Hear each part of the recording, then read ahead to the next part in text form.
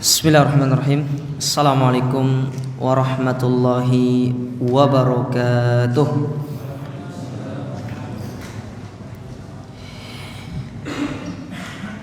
Innal hamdalillah nahmaduhu wa nasta'inuhu wa nastaghfiruh wa na'udzu billahi min syururi anfusina wa min sayyiati a'malina.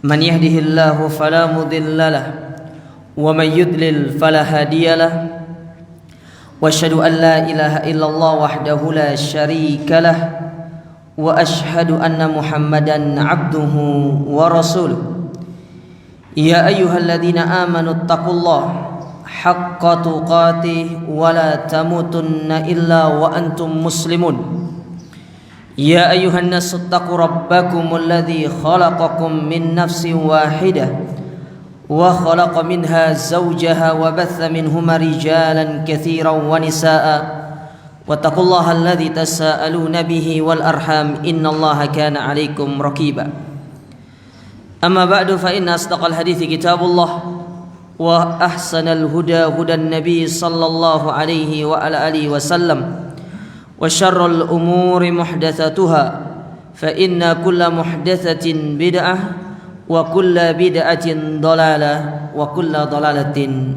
finnar. Masyiral muslimin wal muslimat, para ikhwan dan akhwat, para jamaah yang dirahmati dan dimuliakan oleh Allah Subhanahu wa taala. Alhamdulillah, kita bersyukur kepada Allah Azza wa Jalla atas segala kenikmatan yang Allah anugerahkan kepada kita sampai saat ini.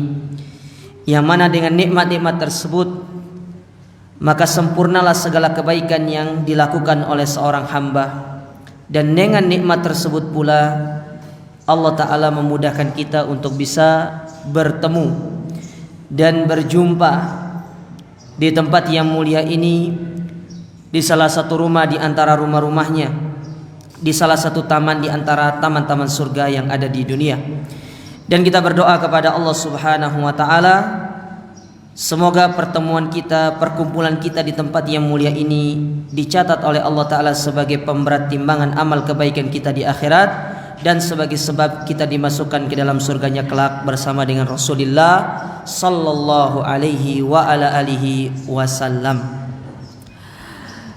Para jamaah dirahmati dan dimuliakan oleh Allah, sebelumnya saya ingin mengucapkan jazakumullah khairan kepada takmir Masjid Nurus Sunnah yang telah memberikan kesempatan kepada kami untuk bisa datang ziarah ke tempat ini. Ya, alhamdulillah setelah 3 kali saya tidak bisa, alhamdulillah ini bisa. Ya, semoga ini adalah pertemuan yang diridhoi oleh Allah Subhanahu wa taala. Tema kita jamaah sekalian pada kesempatan yang berbahagia ini yaitu berjudul Cahaya Kemuliaan bagi Mereka. Kajian kita ambil dari sabda Nabi sallallahu alaihi wasallam, yang mana hadis ini itu diriwayatkan oleh banyak sekali imam ahlul hadis dan dari sahabat yang banyak, di antaranya dari sahabat Jubair ibn Mut'im, kemudian Zaid ibn Thabit, lalu Anas ibn Malik, Abdullah ibn Mas'ud, Mu'ad ibn Jabal, Jabir bin Abdullah, lalu Abu Sa'id Al-Khudri. Hadis ini dikeluarkan oleh Imam Ahmad di dalam musnadnya, dan juga diantaranya oleh Imam Al-Baihaqi di dalam Syu'abil Iman, kemudian di dalam Al-Mustadrak Imam Al-Hakim, dan yang lainnya dari para ulama-ulama hadis. Di mana hadis ini menceritakan atau menjelaskan beberapa perkara yang penting. Salah satunya terkait masalah tema kita itu. Ya, kita bacakan hadisnya. Nanti saya akan sebutkan pelajaran apa saja yang bisa diambil dari hadis yang mulia ini. Qala Rasulullah sallallahu alaihi wasallam, berkata Rasulullah sallallahu alaihi wasallam, nadarallahu abdan sami'a maqalati fawa'aha wa hafidhaha thumma addaha ila man lam yasma'ha. Semoga Allah memberikan cahaya kepada mereka-mereka, kepada seorang hamba yang mendengarkan ucapanku, yaitu hadisku maksudnya. Fawa'aha, lalu dia meng-cross check ucapan tersebut. Artinya apakah hadis Nabi ini sahih atau tidak? Ya, kalau kita berbicara di zaman sahabat, kita tidak berbicara sahih dan dhaif. Tapi kita hidup di zaman sekarang yang perlu untuk melihat kepada kitab para ulama. Apakah hadis yang disampaikan ini adalah hadis yang sahih, hasan, dhaif, apalagi palsu? Karena banyak sekali hadis-hadis sekarang itu yang berseliweran, terutama hadis-hadis yang tujuannya sengaja untuk dibuat untuk menguatkan amalan-amalan yang tidak ada contohnya dari Nabi Sallallahu Alaihi Wasallam. Ini penting bagi kita untuk selektif, jemaah. Nggak boleh asal, oh ini hadis Nabi, stop dulu. Ini hadis sahih atau enggak? Riwayatnya gimana? Statusnya gimana? Nggak bisa sembarangan kita menyandarkan ini adalah hadis Nabi Sallallahu Alaihi Wasallam. Dia memperhatikan hadis tersebut, lalu dia menghafalkannya, kemudian menyampaikan hadis itu kepada orang yang belum pernah mendengar hadis tersebut. Farubba hamili fikhin ghairi faqih, dan bisa jadi orang yang membawa satu ilmu belum tentu dia itu paham dengan ilmu tersebut. Bisa jadi ada seorang yang bawa satu hadis tapi dia mengerti tentang hadis tersebut. Wa rubba hamili fikhin ila man huwa afqahu minhu. Atau mungkin bisa jadi ada orang yang membawa satu ilmu lalu dia itu berbicara tentang ilmu tersebut, ternyata yang mendengarkan ilmu itu lebih alim daripada yang membawa ilmu tersebut. Artinya mad'unnya lebih alim daripada yang berbicara. Salasun la yugillu alaihinna qalbu mri'in muslim. Dan ada 3 perkara yang mana ketiga perkara ini tidak akan bisa menjadikan hati seorang muslim itu merasa jengkel.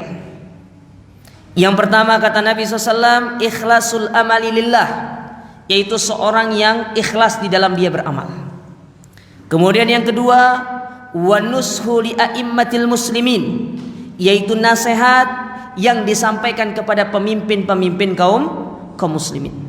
Sedangkan yang ketiga, waluzumu jama'atihim, dan berpegang teguh dengan jamaah kaum muslimin.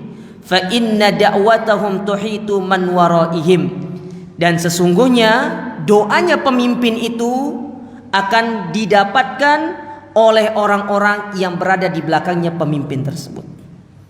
Ya, jadi hadis ini hadis yang dihasankan oleh para ulama dengan jalur yang banyak, ya. Dan juga hadis ini bisa naik statusnya kata para ulama menjadi sahih, hadis yang sahih li ghairihi, ya. Karena banyak jalur yang menguatkan hadis tersebut sehingga status hadis itu bisa menjadi derajatnya naik, yang tadinya dari hasan, karena hasan banyak-banyak akhirnya masuk ke dalam status sahih li ghairihi. Baik. Apa pelajaran yang bisa kita petik dari hadis ini, jemaah? Yang pertama, at-tasabbutu min sihhati ma yunsabu ilan nabi. Pentingnya seorang itu meng-cross check, bertasabbut apakah hadis itu benar datang dari Nabi atau bukan. Karena ketika kita mengatakan hadis ini adalah hadis Nabi SAW, pertanggungjawabannya besar, tidak gampang. Karena Nabi pernah mengatakan di dalam beberapa hadis yang lain, apa kata beliau? La tukadzibu alayya, atau la takdzibu alayya, jangan berdusta atas namaku. Fa innahu man kadzaba alayya falyalij an-nara. Barang siapa yang berdusta atas namaku, maka silakan ambil tempatnya di dalam neraka jahanam. Muttafaqun alaih. Tidak gampang, jemaah. Karena banyak kita dapat share-sharean ini hadis Nabi SAW, hadis dari Nabi SAW. Nabi SAW bersabda, stop dulu. Makanya dalam ulama hadis mereka punya kaidah, dahulu Mereka tidak bertanya apakah ini hadis sahih, apakah ini hadis yang hasan, apakah begini. Ketika mulai muncul di zaman-zaman belakangan, banyak orang-orang yang terkenal dengan mungkarul hadis, yang mereka suka membuat hadis-hadis palsu, maka para ulama, terutama a'immatu ahlil hadis, para ulama di dalam bidang hadis, mereka punya slogan sammulana rijalakum. Engkau mengatakan ini hadis, sebutkan sanadnya. An fulan bin fulan bin fulan. Oh stop, fulan orangnya dusta, tidak bisa diterima. Karena dalam ilmu hadis, meskipun secara akidah dia itu tidak berada di atas akidah ahlus sunnah, tapi kalau secara tsiko, kepercayaan, dia orangnya yang tidak pernah dusta dalam menyampaikan hadis Nabi, diambil hadis tersebut. Bisa dipahami jemaah sekalian? Makanya di dalam beberapa periwayatan hadis, ruwatul hadis, orang-orang yang meriwayatkan hadis itu, kadang-kadang kalau Anda membaca misalkan Kitabur Rijal, ya, misalkan di dalam kitabnya para ulama Tahdzibul Kamal yang berbicara tentang rijal-rijal hadis yang meriwayatkan hadis, kadang-kadang disebutkan orang ini hada Mu'tazilah, orang ini Mu'tazilah. Tapi secara periwayatan hadis, orang ini ternyata sikotun, orang ini terpercaya. Maka diambil hadis tersebut dalam masalah itu. Tetapi dalam masalah akidah, stop dulu, tidak boleh jemaah. Ya, ini bedanya antara ilmu hadis dengan ilmu apa? Akidah. Ya. Makanya ketika Anda mendengar orang misalkan orang ini jujur, tapi secara akidah rusak, tapi dia tidak pernah berdusta atas Nabi SAW. Dia menyampaikan hadis Nabi SAW, tapi secara akidah rusak, secara manhaj rusak. Benar yang disampaikan oleh hadis Nabi SAW, ambil hadisnya. Tapi secara akidah kita tidak boleh mengikutinya. Ini diantara bentuk adlul ulama, keadilannya para ulama di dalam menghukumi mereka-mereka yang menyimpang dari akidah ahlus sunnah wal jamaah. Bukan berarti ketika mereka menyimpang lalu mereka menyampaikan yang benar, terus kebenaran itu tidak diambil. Makanya dalam sebuah kaidah kita, kebenaran itu diterima dari siapapun selama yang disampaikan itu benar. Tapi mencari kebenaran itu tidak boleh dari sembarangan orang, hanya dari mereka-mereka yang berada di atas akidah ahlus sunnah dan manhaj salafu as-saleh. Faham sampai sini jamaah? Biar tidak salah loh ini ya. Saya kecepatan nggak ngomongnya? Enggak. Dicepatkan lagi. Ya. Nah, ini perlu dipahami jemaah sekalian. Ya. Tersebut karena di zaman sekarang itu banyak orang-orang yang membuat hadis-hadis palsu, made and rungkut banyak. Ya, buatan rungkut. Bukan hanya pabrik di rungkut itu banyak, yang buat hadis pun banyak. Ya. Apalagi mereka yang sudah berbicara tentang hawa nafsu, bukan lagi berbicara tentang ilmu, tentang hawa nafsu. Segala sesuatu dilegalkan oleh mereka dalam rangka untuk menghalalkan apa yang menjadi kegiatan-kegiatan mereka yang tanda kutip itu dinisbatkan kepada agama. Maka tidak boleh. Makanya sebelum kita itu meng-share suatu hadis dan kita menisbatkan hadis itu kepada Nabi, ingat sabda Nabi SAW tadi. Di antaranya juga Nabi pernah bersabda, "Man kadzaba alayya muta'ammidan falyatabawwa maq'adahu minan nar." Orang yang berdusta atas namaku, monggo silakan jenengan ambil tempat duduknya di dalam neraka. Bahkan kata Imam Az-Zahabi di dalam kitab beliau Al-Kabair, beliau membawakan salah satu dosa besar berdusta atas nama Nabi, dan itu berpotensi mengeluarkan kita dari agama Islam. Betul atau tidak? Berdusta atas nama Nabi jangan. Tidak boleh. Antum berdusta atas nama orang saja itu sudah dihukumi dosa besar. Bagaimana kalau kita berdusta atas nama Nabi? Itu bukan perkaranya bisa di cross check apa segala macam. Ini sudah bisa perkaranya nanti tentang surga dan neraka. Karena secara umum terkadang orang yang membawa suatu hadis dan menisbatkan kepada Nabi, jarang orang yang mau mengklarifikasi hadis tersebut adalah hadis yang tidak sahih. Apalagi sing nyampe no itu duit jamaah banyak. Gengsi dong. Saya kiai ini.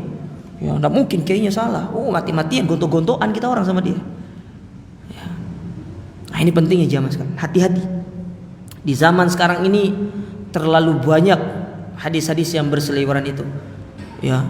Baca surat ini 1000 kali akan mendapatkan pahala 70.000 nabi. Masya Allah. Wah enak ya. Oh iya, 70.000 nabi rek. Ya. Saya tuh heran yang ngomong seperti itu 70.000 nabi. Sementara di satu sisi Nabi mengatakan ente infak satu gunung Uhud emas itu tidak bisa mengalahkan infaknya iki 70.000 nabi. Untung gak 70.000 malaikat. Ya. Jadi dia mikir, oh nek malaikat gak masuk akal, ambil nabi aja. Gitu. Maka hati-hati, waspada. Ya. Taib. Itu yang pertama. Yang ketiga. Yang kedua ya. Ngantuk kabeh iki. Ibu-ibu jangan ngantuk ya. Ini agak berat ini. Ya. Agak berat pembahasannya, tapi nggak apa-apa. Setelah belajar ini lapar, makan banyak nggak apa-apa. Ben nggak sakit. Iki zaman corona harus makan banyak ini. Ya, jangan pikir berat badan dulu. Meniai, mari corona. Ya.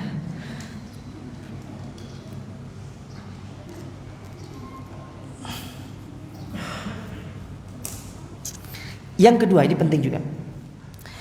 At-tasabbut minal muradi bi kalamin nabi min khilahin nadhar fi kalamir rasikhina min ahli ilm. Bahwasanya di antara bentuk kita meng-cross check ucapan Nabi dengan kita melihat penjelasan para ulama. Sekarang itu gampang. Antum mau cari hadis sahih, hadis dhaif, hadis hasan, sudah ada kitabnya. Ya, tinggal cari, tinggal buka. Contoh, Syekh Albani punya kitab apa? Silsilah Al-Hadis As-Sahihah. Kumpulan hadis-hadis sahih. Masalahnya antum mau beli itu enggak? Itu masalahnya. Kitabnya ono 50 jilid. Pasti mikir, ya Ustaz, tuku sing 50 jilid sopo sing baca Ustaz? Iki Sahih Bukhari sakmene ae enggak ono sing maca di rumah. Tuku sih. Apalagi kalau kita punya anak laki-laki. Nah, perempuan juga nggak apa-apa. Beli dulu kalau punya anak. Jadikan itu jadi warisan nanti untuk anak-anak kita. Biasanya kalau sudah beli buku bahasa Arab, malu untuk nggak bisa baca itu. Akhirnya ada keinginan mau belajar. Saya dulu di pondok jemaah. Baru masuk pondok nih. Teman-teman kan angkatan saya itu sudah bisa bahasa Arab semua, pasif aktif. Saya nggak ngerti apa-apa. Lihat teman beli kitab, saya beli kitab, ikut kitab. Padahal nggak bisa baca nih. Akhirnya timbul dalam diri saya, lu kitab itu wis lemari. Gimana cara bacanya? Oh belajar terus belajar. Ya. Karena dulu waktu kita sering belajar itu segini badan saya dulu, jarang tidur. Ada keinginan untuk mau belajar. Nah, beli dulu nggak apa-apa. Ustadz misalkan di sini siapa yang bahas? Misalkan Ustadz siapa misalkan? Ya, Ustadz Saputra misalkan bahasa Rusun Dalil Barbahari, betul tidak? Beli dulu. Nek nggak iso moco urusan belakangan. Yang penting kitabnya dibeli. Ya, gaya sedikit lah. Punya kitab, ya kan? Ya, penuntut ilmu sejati itu punya kitab. Nanti kalau ditanya, kitab apa itu? Kitab akidah. Secara umum aja jawab gitu. Ya, meskipun nggak tahu isinya. Nggak apa-apa. Ya. Kitab akidah, bilang aja gitu. Nah, itu sekarang gampang. Bahkan sekarang itu dengan kemajuan teknologi, para ulama itu sudah mengumpulkan kitab-kitab itu dalam satu aplikasi yang disebut dengan Maktabah Syamilah. Tinggal antum ketik, tulis hadis ini, keluar semua, saya keluarnya di Maktabah Syamilah itu. Ya. Kadang-kadang Maktabah Syamilah ini dipakai sama orang-orang yang agak tanda kutip malas untuk mencari hadisnya. Jadi langsung ketemu. Karena sebenarnya ada sisi positif, ada sisi negatif dengan adanya Maktabah Syamilah itu. Apa sisi negatifnya? Malas orang itu mau buka kitab para ulama. Akhirnya sedikit mendapatkan faedah. Kita kalau sering buka kitab para ulama, tadinya mau mendapat satu hadis, bisa 10 hadis kita dapat jadinya jemaah. Serius.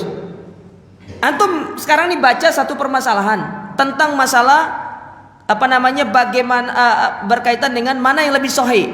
Apakah menggerakkan jari ataukah tidak ketika tasyahud? Antum kalau buka di internet langsung sudah keluar secara intinya. Tapi kalau antum buka kitab para ulama, apalagi buka misalkan Bidayatul Mujtahid, di situ akan terjadi perselisihan. Disitulah ilmu kita itu semakin berkembang. Ada manfaatnya, ada sisi negatifnya. Tapi kalau buka kitab para ulama, negatifnya cuma satu. Memang buang-buang waktu memang. Tapi di balik buang-buang waktu itu ada keberkahan ilmu yang kita dapatkan.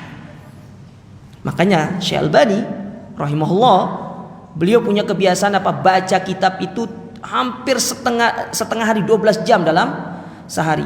Saking beliau memikirkan tentang efektivitas waktu itu, meja yang beliau miliki di dalam perpustakaan itu diukur dengan sedemikian rupa.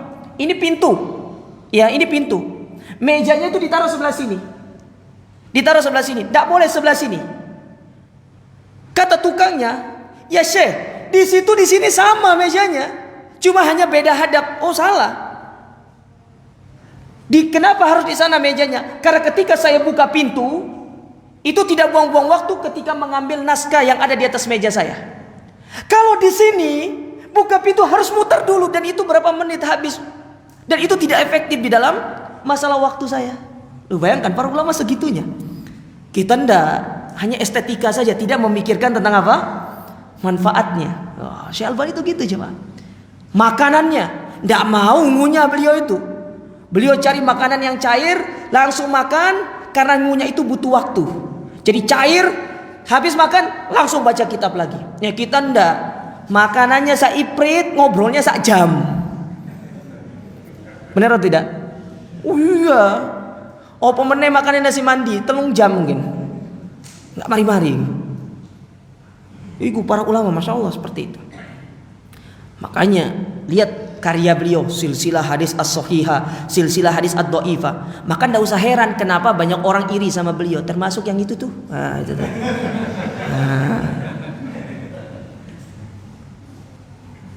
Karena juhud beliau sehingga menghasilkan karya fenomenal yang memudahkan bagi para tulabul ilm. Masya Allah, kitab beliau itu masalah hadis luar biasa. Antum tinggal cari hadis ini ada dalam kitab beliau itu. Tinggal tahu cara bukanya aja. Jangan-jangan baru lihat kitabnya wis pusing panadol nang di yo. Baru lihat kitabnya doang. Ya. Nah, ini pentingnya jamaah sekalian. Ya, untuk kita benar-benar kembali ke kitab para ulama, kembali ke kitab aslinya. Kitab para ulama tuh banyak. Ya. Kitab para ulama tuh banyak. Ana berapa kali masuk perpustakaannya Universitas Islam Madinah itu, sampai dalam hati ana, orang kuliah di sini nggak jadi ustadz itu rugi. Nggak jadi ustadz itu rugi, jam. Bayangkan kampus sebesar itu, perpustakaannya berapa lantai? Kalau tidak salah ada sekitar 5 atau 6 lantai. Dan itu luasnya kitab itu, masya Allah, tinggal mau baca atau enggak, luar biasa. Ya, nah, tapi kadang-kadang kita malas, tuku tok, nang omah disimpan. Ya, kapan dibukanya? Nanti pas waktu kajian. Di kajian juga regut tidur. Ya, sampai rumah, kajiannya mantap mimpinya maksudnya. Ya, memang tidur di majelis ilmu tuh mantap jemaah. Serius, lebih enak daripada tidur di kasur yang paling empuk sedikit pun. Ya, makanya ya semoga Allah memberikan semangat kepada kita. Itu yang keberapa? Yang kedua. Jadi kita kembali kepada kitab-kitab para ulama yang rasikhin, yang mendalam keilmuannya, ya, untuk mendapatkan penjelasan dari hadis Nabi SAW. Kalau antum berbicara hadis, jelas a'immatul hadis. Ada Syekh Albani kalau zaman sekarang. Kalau yang masih hidup tuh Syekh Abdul Muhsin Al-Abbad hafizahullah, ayahanda dari Syekh Abdul Razak masih hidup. Ya, di antaranya yang sudah meninggal juga Syekh Rabi bin Hadi Al-Madkhali. Beliau seorang ulama hadis. Antum pernah dengar ceritanya Syekh Rabi? Sidang doktoral, beliau yang sidang pengujinya, bukan beliau diuji. Jadi pengujinya itu diuji sama beliau. Harusnya kan penguji nguji beliau kan? Kalau ini kebalik, beliau yang nguji pengujinya. Mantap ya. Nah kalau kita enggak, ya beda kalau kita. Itu keilmuan dia, masya Allah luar biasa. Taib. Kemudian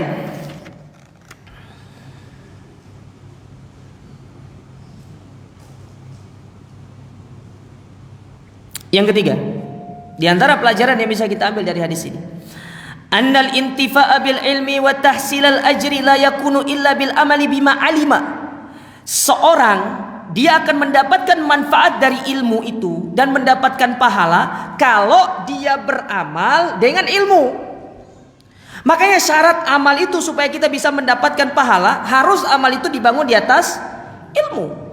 Kan itu disebutkan oleh Syekh Muhammad bin Abdul Wahhab di dalam pembukaan kitab Usul Salasa, ketika beliau mengatakan qala al-Bukhari rahimahullah babun al-ilmu qabla al-qauli wal amal, bab berilmu dulu sebelum berbicara, sebelum beramal. Meskipun dalam amalan yang yang itu adalah amalan disyariatkan, tapi kalau antum belum tahu ilmunya, tidak boleh diamalkan jemaah.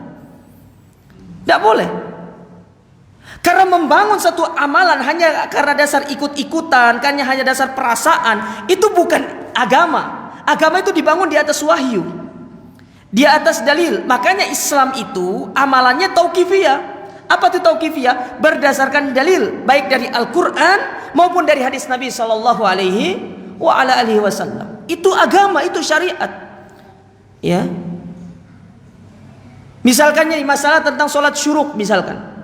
Kita tahu sholat syuruk ini disyariatkan, tapi yang jenengan belum tahu ilmunya, tidak ngerti apakah benar-benar disyariatkan atau tidak, masih taradud, masih kurang yakin. Maka apa yang harus antum lakukan? Stop, jangan mengamalkannya sampai antum tasabut dengan amalan tersebut di atas ilmu. Kalau sudah ada ilmunya, amalkan. Karena apa? Karena ketika kita mengamalkan hal tersebut dengan ilmu, kita menutup pintu keraguan-raguan dalam diri kita, dan itu bisa digunakan oleh syaitan untuk menjerumuskan kita ke dalam ketidakyakinan dari amalan tersebut. Itu yang harus dilakukan. Ya. Maka Imam Bukhari mengatakan demikian. Lalu beliau membawakan dalil dalam surat Muhammad ayat 19, fa'lam annahu la ilaha illallah wastaghfir li dzambik. Ketahuilah, ilmuilah. Kata para ulama tafsir, ini salah satu dalil yang menyebutkan kepada kita dari Al-Quran tentang wajibnya kita itu memiliki ilmu. Tidak disebutkan usianya. Oh, yang belajar yang kecil-kecil aja, enggak. Yang besar pun harus belajar. Karena keumuman dari sabda Nabi Sallallahu Alaihi Wasallam, talabul ilmi faridatun ala kulli muslim. Faridatun ala kulli muslim. Belajar itu hukumnya wajib bagi setiap muslim dan muslimah. Tidak disebutkan oleh Nabi berapa batasan usianya. Oh, sing wis sebeng enggak usah belajar. Enggak ngono jamaah. Mau dari yang tua sampai yang muda, dari yang kecil sampai yang besar, kewajibannya adalah untuk belajar. Tetap belajar ilmu agama. Enggak boleh ada alasan, oh saya sudah tua, Ustaz, tinggal segala macam. Enggak. Imam Bukhari, sahabat yang mulia Abu Hurairah radhiyallahu taala anhu, di balik keterlambatan beliau masuk ke dalam agama Islam, beliau mengejar para sahabat yang lebih senior dari beliau, sehingga beliau menjadi seorang sahabat yang paling banyak meriwayatkan hadis. Jadi tua, umur kita sudah 60 tahun, itu bukan suatu alasan untuk kita meninggalkan ilmu, bukan seperti itu. Antum yang pernah umroh, lihat di Masjid Nabawi, yang sebe-sebe yang putih-putih jenggotnya itu masih ngapal matan-matan jamaah. Ya, kita ngapal Pancasila nang kene. Itu pun tidak mari-mari Pancasilanya. Nah, itu yang harus dipahami. Itu yang harus benar-benar kita tanamkan dalam diri. Usia boleh tua, tapi jiwa tetap 45 gitu dong. Ya, jangan cuma jiwa 45 pas touring aja. Ya. Jiwa 45 itu untuk belajar.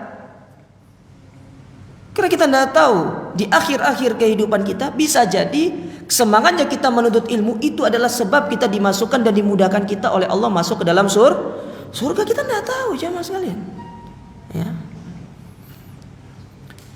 Makanya berilmu dulu kata beliau di sini. Li'anna man lazama tsana ala man wa'al ilma wa hafidhahu an yakuna aminan bihi. Karena mereka-mereka yang senantiasa berada di atas kemuliaan terkait masalah ilmu, yang menjaga ilmu tersebut, yang menghafal ilmu tersebut, dilazimkan bagi mereka adalah mengamalkan ilmu itu. Karena tuntutan dari ilmu yang sudah kita pelajari harus diamalkan. Makanya kata orang Arab apa? Al ilmu bila amalin kasyajari bila samarin. Ilmu tanpa amal itu ibaratkan pohon tanpa buah. Pohon tanpa buah apa manfaatnya? Hanya tempat berteduh sementara. Padahal yang kita harapkan dari pohon yang kita tanam di rumah itu adalah buahnya. Antum tanam mangga kan pingin petik buahnya daripada beli di luar kan. Ya kalau nggak bisa dipetik buahnya ngapain masih dipelihara? Ganti aja pakai pohon palam sekalian. Kan gitu. Amal pun demikian, ilmu pun demikian. Ya, ilmu itu bukan hanya sekedar maklumat. Kalau bahasa orang seberang, bukan hanya sekedar knowledge, ya betul ya. Ini saya salah dibenerin ya. Bukan hanya sekedar pengetahuan, tapi ilmu itu adalah praktek, ya. Diwujudkan dalam bentuk amal ibadah, itulah ilmu. Makanya kalau antum baca definisi iman, apa definisi iman itu? Mengucapkan dengan lisan, membenarkan dengan hati, dan bentuk wujud nyatanya adalah dengan amal perbuatan. Itulah iman, itulah ilmu, ya. Itulah ilmu. Jam berapa adanya? Sebentar lagi kayaknya.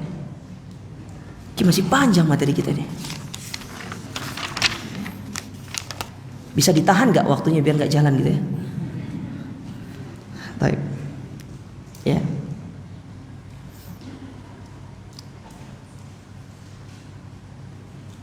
Jadi amalkan ilmu tersebut.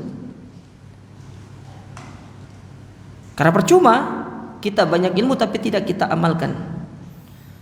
Oleh karena disebutkan oleh Imam Barbahari di dalam kitab beliau Syarhus Sunnah lil Barbahari, ya. Ini insyaallah pernah dengar antum ini.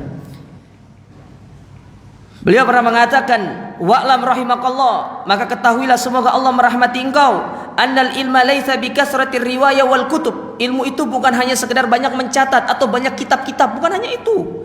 Wa innamal alim man ittaba'al kitab was sunnah wa in kana qalilal ilmi wal kutub. Akan tetapi orang yang dikatakan alim itu adalah mereka-mereka yang mengikuti Al-Quran, mengikuti sunnah, meskipun ilmu mereka sedikit, tapi mereka mengamalkan ilmu tersebut. Karena seorang dikatakan alim ketika mereka sudah mengamalkan ilmu tersebut dalam kehidupan mereka. Meskipun mereka banyak ilmu, tapi kalau mereka tidak mengamalkan ilmunya, mereka tetap dikatakan sebagai orang yang jahil.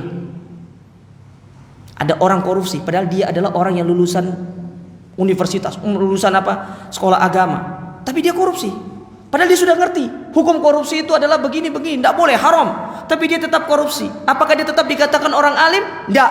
Dia tetap dikatakan orang jahil sampai dia mengamalkan ilmunya tersebut. Faham jemaah ya?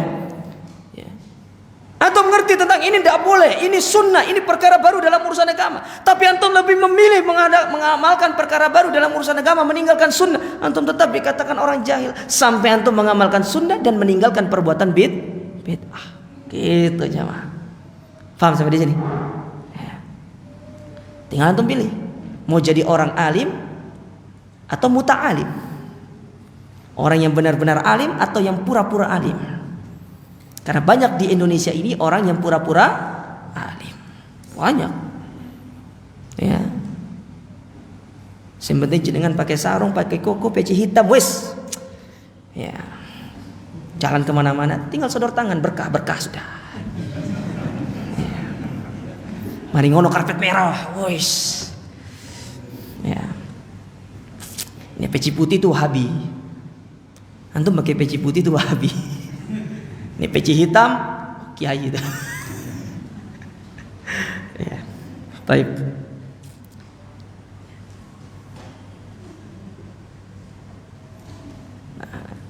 Jadi kata Imam Al-Barbahari, seorang dikatakan alim ketika dia mengikuti Al-Quran dan Sunnah dan dia mengamalkan ilmu tersebut, meskipun dia itu memiliki ilmunya sedikit tapi diamalkan. Itu jauh lebih alim dikatakan di sisi Allah daripada seorang yang banyak hafal hadis, banyak hafal Al-Quran, tapi ternyata dia tidak mengamalkan apa yang difahami tersebut. Maka orang ini tetap dikatakan jahil. Ya. Kemudian keutamaan berikutnya, pelajaran berikutnya. Di antara pelajaran yang bisa kita ambil dari hadis ini, yang keberapa itu?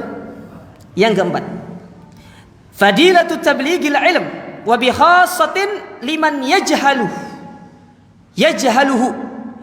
Keutamaan menyampaikan ilmu terutama kepada orang-orang yang masih jahil. Tapi stop dulu jamaah. Taib, sebelum saya berbicara tentang itu, menyampaikan ilmu, berdakwah ini adalah kewajiban bagi setiap muslim dan muslimah. Itu kewajiban kita. Sebagai bentuk keumuman dari dari firman Allah Ta'ala, wa tawassaw bil haqqi wa tawassaw bis sabr. Sampaikanlah kebenaran dan sampaikanlah kesabaran. Dan juga sebagai bentuk realisasi dari firman Allah Ta'ala dalam surat At-Tahrim, Ya ayyuhalladzina amanu qu anfusakum wa ahlikum nar. Jadi kewajiban berdakwah itu bagi setiap manusia itu hukumnya wajib. Tapi dia memiliki skala yang berbeda-beda. Kalau kita sebagai seorang kepala rumah tangga, maka siapa yang kita dakwakan? Istri kita. Jadi saya pakai istri-istri. Saya doakan jenengan punya istri-istri. Oh amin itu. Ibu-ibu mau suaminya punya istri-istri? Amin ya. Iki malam Jumat loh bu.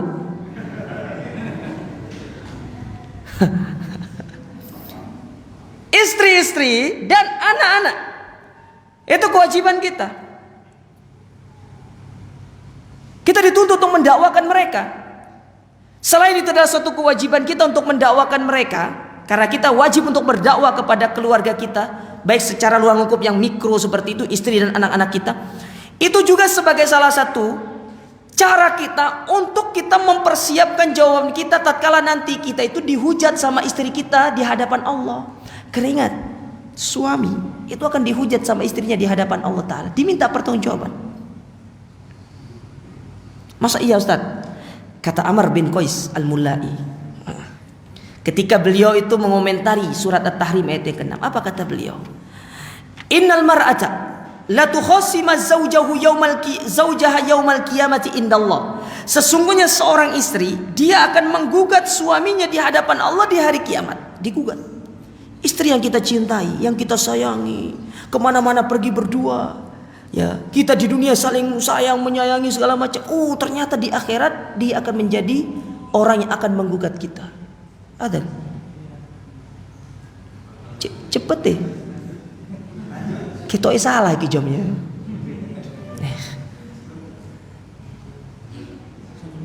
Satu menit lagi. Oh ya, faedah 1 menit itu ya. Digugat sama istrinya di hadapan Allah Ta'ala di hari kiamat. Coba, apa bentuk gugatan istri kita kepada kita? Apakah dia akan menggugat masalah harta? Azan terlebih dahulu, baru kita lanjutkan. Ya.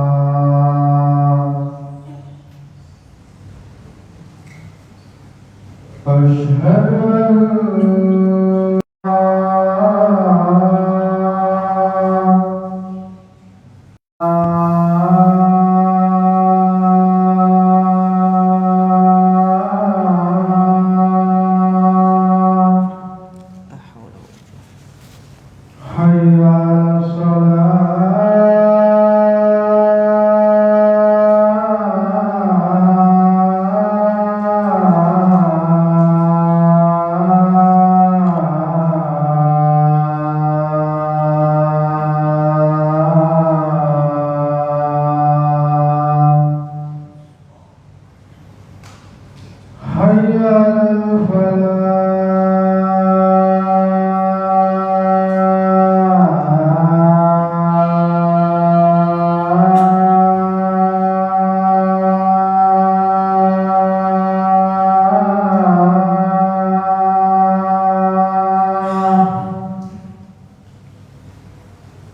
حي على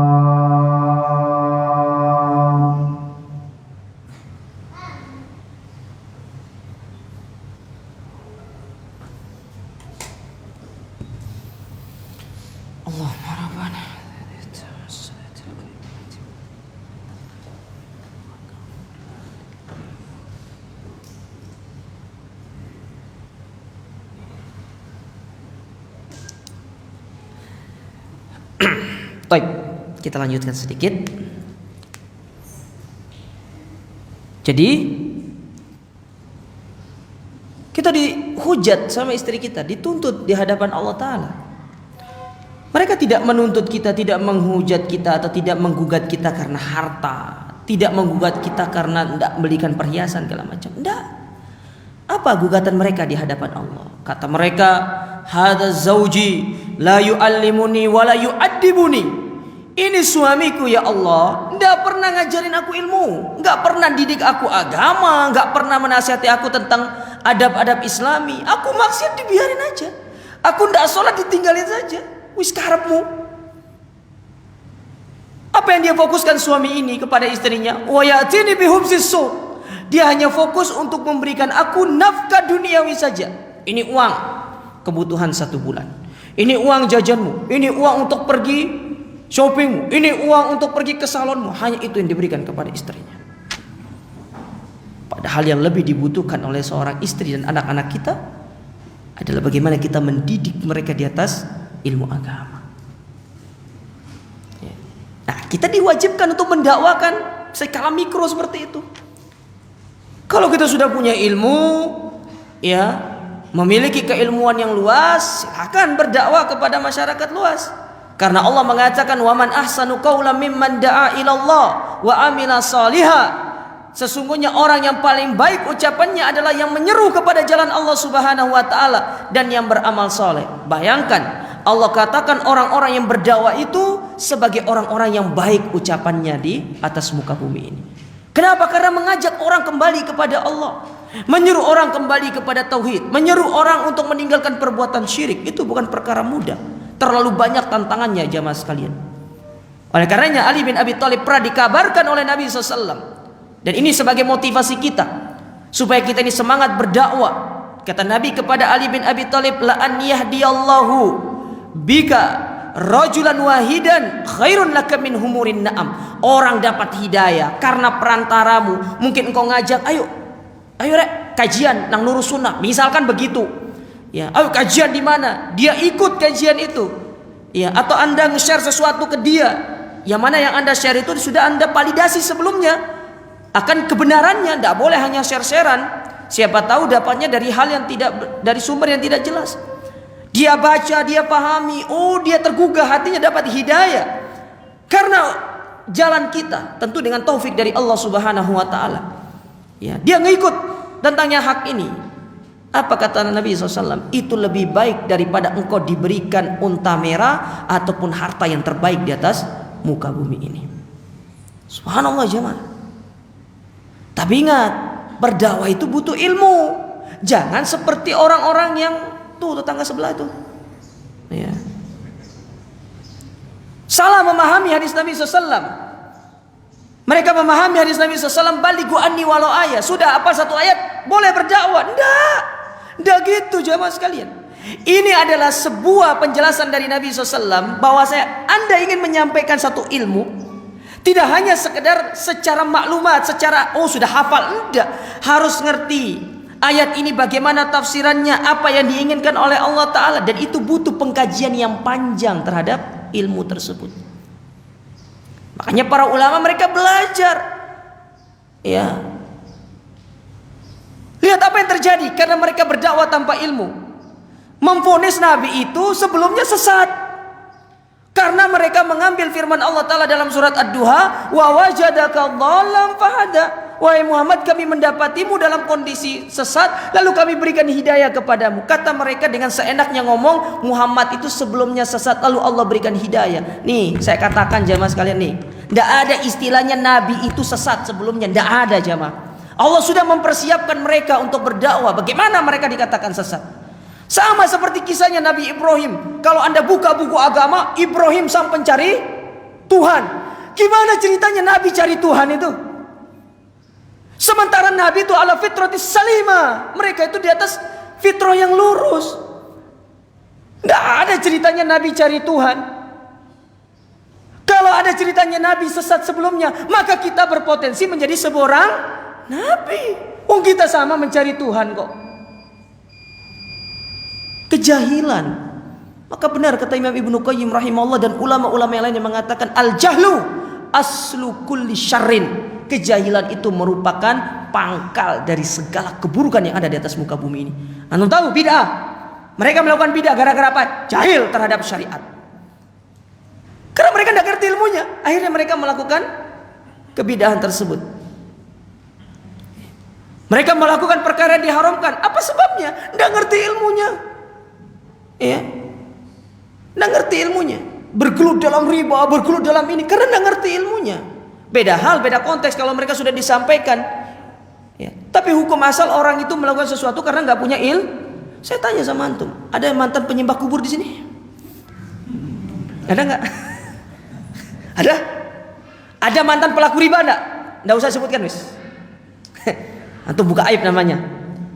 Sebelum Anda ikut ngaji, sebelum Anda meninggalkan riba, sebelumnya Anda tidak tahu kan tentang apa itu riba? Tidak tahu, tidak ngerti apa itu riba. Yang Anda kenal itu apa? Bunga. Tidak ngerti riba. Nah, kan ada ustadz yang mengatakan, tidak ada ceritanya bunga diharamkan. Buka Al-Quran. Nah, ini goblok bin bahlul kalau ini.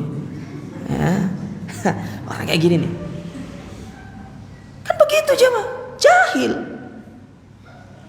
Makanya Allah berikan standarisasi kita berdakwah itu. Ud'u ila sabili rabbika bil hikmati wal mau'izatil hasanah wajadilhum billati hi ahsan. Mu'adz bin Jabal sebelum beliau diutus ke negeri Yaman. Berapa tahun beliau dididik sama Nabi SAW?